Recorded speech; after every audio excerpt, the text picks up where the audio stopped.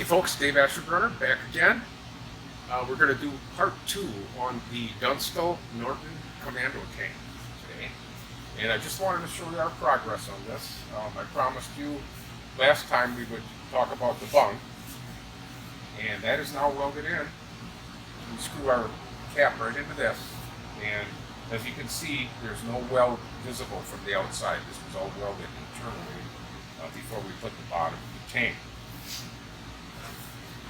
And then there's extensive cutouts that are done. There's a lot of CAD work, a lot of CAD room work in this. And I make paper templates and glue them on to glue the patterns or templates onto aluminum. And I use those in various spots. The cutout template for this. Here's a cutout template for this piece here. And the motor mounts, these are for the frame splays in the back. And these are the motor mounts.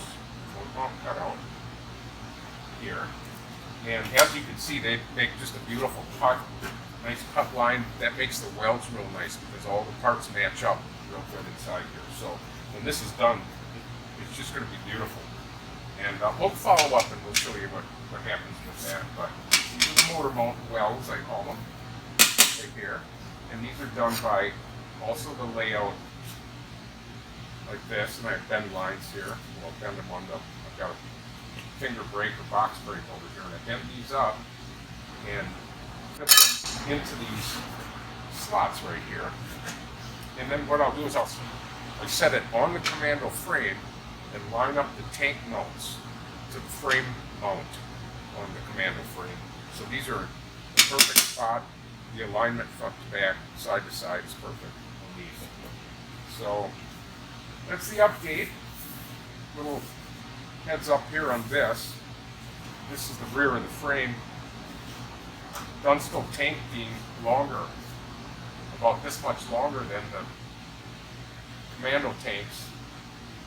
We have a cutout for the rear frame splay that goes to the loop, goes around the back loop on it, and then a little jog here for this is for a standing seam on the oil tank on most of the Commandos, the later model Commandos right here. So this gets the standing seam on that. And all these parts are hand shaped, hand formed, and hand cut. Probably use my bandsaw more than anything else when I'm cutting these out, and my hand aviator snips on there. And I'm gonna weld this up tomorrow. Welder comes in, we'll weld this up, and I'm gonna do part 3 or the final on this. You'll see what this looks like when the customer is about to receive this, or if you wanted a tank like this, what to expect on one of these tanks. So that's it for now. Thanks for stopping in.